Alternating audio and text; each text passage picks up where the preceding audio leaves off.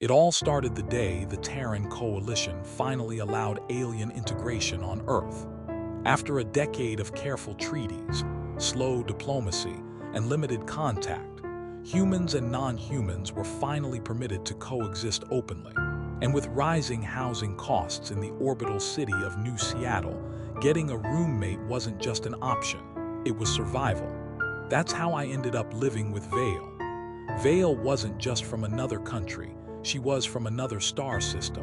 Her species, the Zorathi, were known across the galaxy for their intellect, agility, and, well, their distinct appearance.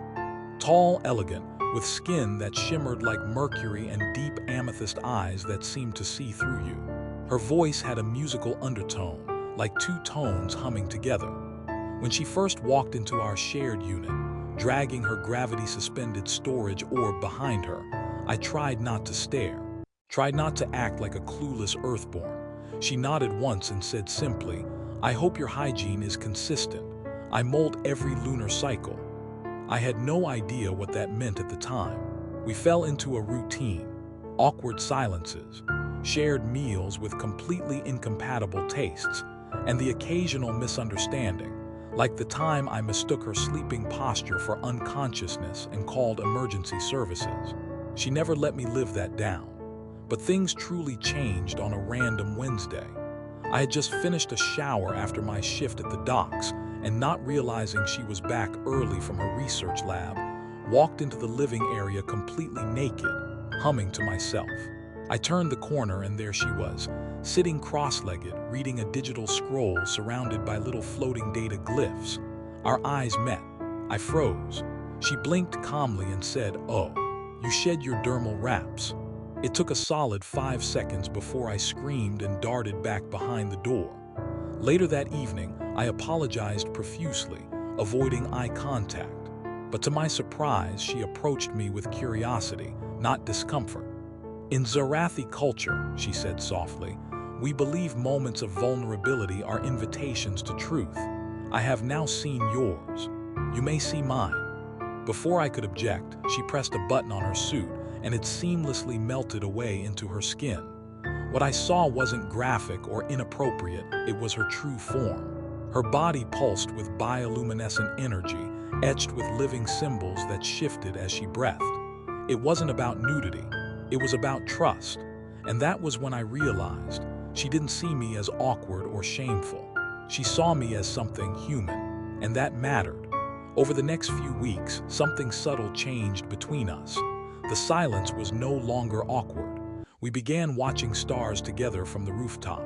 I helped her understand Earth idioms. She taught me Zorathi meditation. We laughed, genuinely.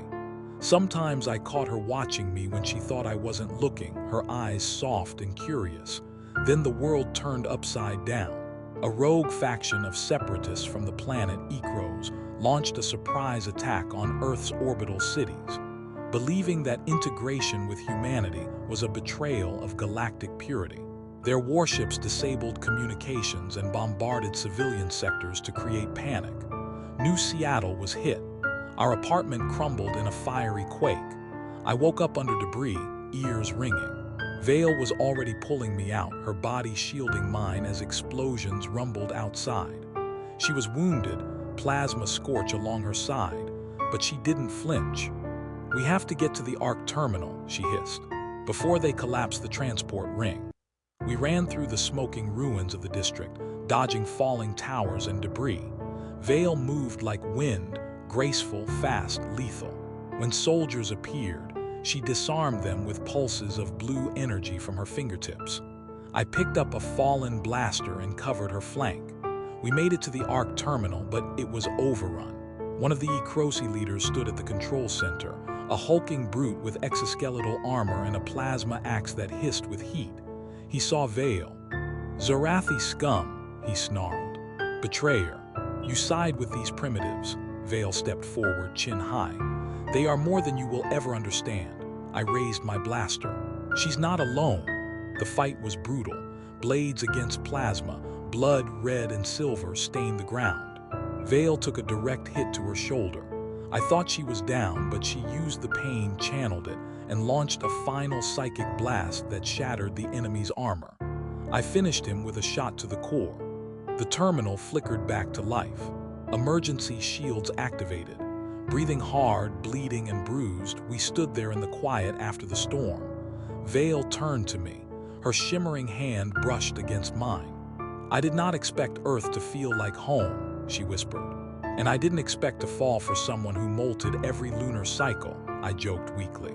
She smiled, truly smiled, and leaned in. Her lips were cool, tasting faintly of starlight.